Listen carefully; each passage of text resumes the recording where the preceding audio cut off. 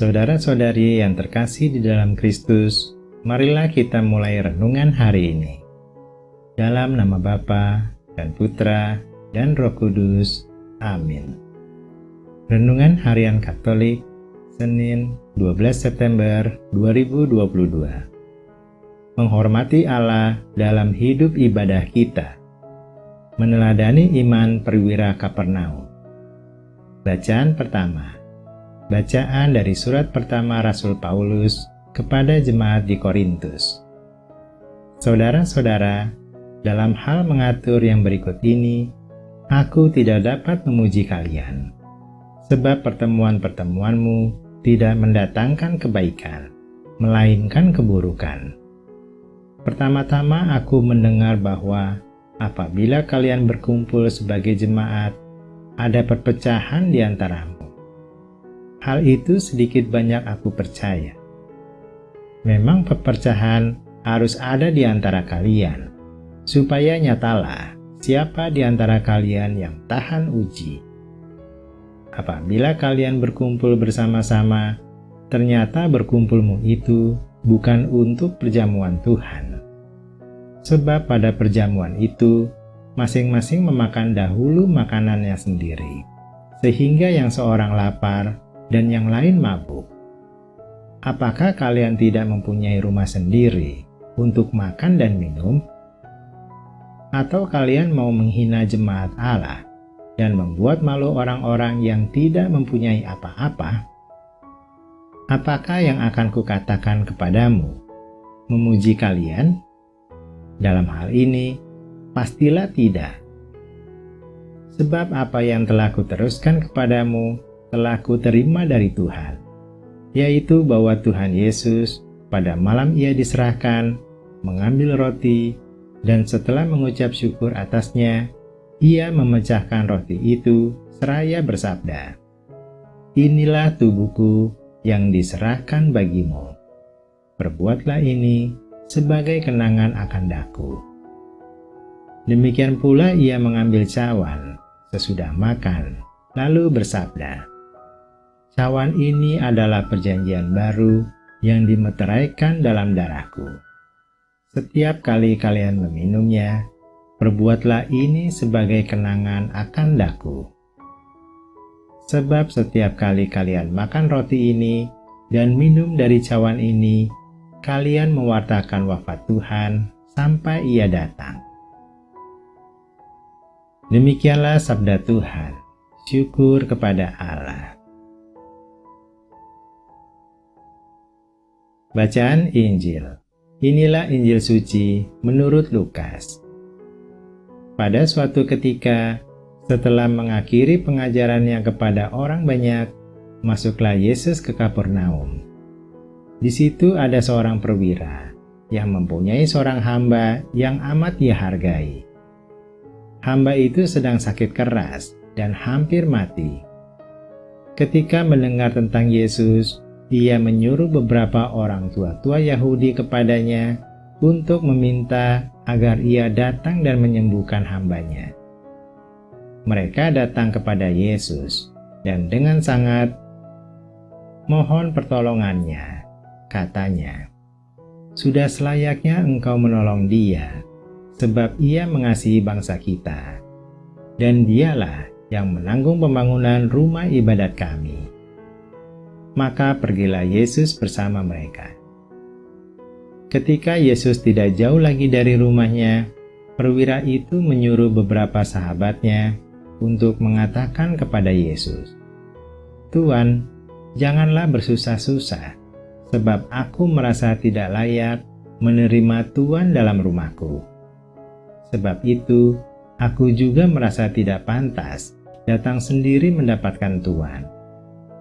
Tetapi katakanlah sepatah kata saja, maka hambaku itu akan sembuh. Sebab aku pun seorang bawahan, dan di bawahku ada pula prajurit. Jika aku berkata kepada salah seorang, 'Pergi,' maka ia pergi. Atau kepada yang lain, 'Datanglah,' maka ia datang. Dan jika aku berkata kepada hambaku, 'Kerjakanlah ini,' maka ia pun mengerjakannya. Mendengar itu, heranlah Yesus akan dia. Sambil berpaling kepada orang banyak yang mengikutinya, ia berkata, "Aku berkata kepadamu, di Israel pun iman sebesar itu belum pernah kujumpai." Setelah orang-orang suruhan itu kembali ke rumah, mereka mendapati hamba yang sakit itu sudah sehat kembali. Demikianlah sabda Tuhan. Terpujilah Kristus. Renungan bacaan pertama. Menghormati Allah dalam hidup ibadah kita. Paulus mengingatkan jemaat Korintus. Ada dua hal yang menjadi concern Paulus. Pertama, jemaat Korintus tidak bersekutu ketika berkumpul, sebab ada perpecahan di antara mereka.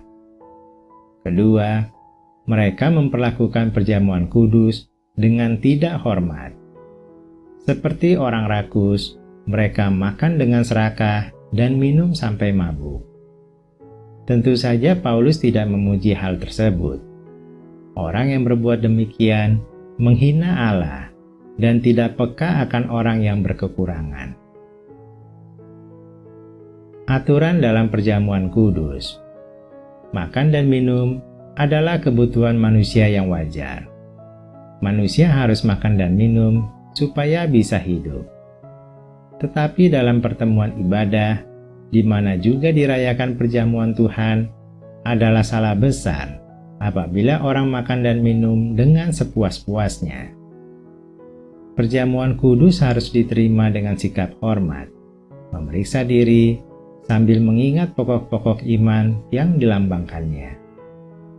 Hari ini kita diingatkan untuk menghormati Allah dalam hidup ibadah kita dan selalu menjunjung tinggi kemuliaannya.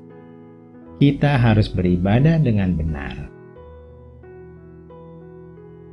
Renungan bacaan Injil meneladani iman perwira Kapernaum. Yesus hendak mendatangi rumah perwira Kapernaum untuk menyembuhkan seorang hamba. Jika kita ada di posisi sang perwira Kapernaum, mungkin kita akan berteriak kegirangan, menarik tangan Yesus untuk secepatnya mendatangi rumah kita. Tetapi perwira Romawi tersebut mempunyai sifat dan sikap yang dapat kita teladani, yaitu jiwa pengasih. Perwira Kapernaum mempunyai jiwa pengasih. Di masa itu seorang budak dipandang sama saja dengan barang kepunyaan. Kalau bagus disimpan, kalau jelek dibuang. Sangat jarang ada orang yang peduli pada budak, namun dia mengasihi hambanya. Imannya sangat besar akan kuasa mutlak Yesus. Perwira Kapernaum percaya bahwa kuasa Tuhan tidak terhalang ruang dan waktu. Kebanyakan orang mengharapkan melihat Yesus tumpang tangan dan menyembuhkan orang. Namun perwira itu percaya Yesus tidak perlu datang ke rumahnya. Namun katakanlah saja sepatah kata, maka hambanya itu akan sembuh. Perwira itu percaya Yesus tinggal mengucapkan perintah dan hal itu pasti terlaksana. Rendah hati. Perwira Kapernaum menunjukkan kerendahan hati dan tidak sombong. Walau sudah berpangkat tinggi, mempunyai prajurit bawahan yang pasti menuruti perkataannya, dia sadar bahwa dia bukanlah yang tertinggi di dunia ini. Dia masih punya atasan, dan dia tahu bahwa dia tengah berhadapan dengan raja di atas segala raja. Iman yang menentukan, bukan keturunan. Yesus memuji perwira Kapernaum. Iman sebesar ini tidak pernah aku jumpai pada seorang pun di antara orang Israel. Meskipun orang Israel adalah bangsa pilihan Allah, justru bukan orang Israel yang imannya paling besar. Yesus menyatakan bahwa kerajaan sorga terbuka untuk semua orang, bukan hanya orang Israel saja. Yang menentukan adalah iman masing-masing pribadi, bukan keturunan para nabi. Marilah kita berdoa. Ya Tuhan, kami akan meneladani perwira Kapernaum dalam hal iman, percaya sepenuhnya kepadamu, belajar mengasihi orang yang di bawah kami, dan berusaha rendah hati dan tidak sombong. Semoga iman kami semakin bertumbuh dan layak masuk ke dalam kerajaan sorga. Amin. Dalam nama Bapa dan Putra dan Roh Kudus. Amin.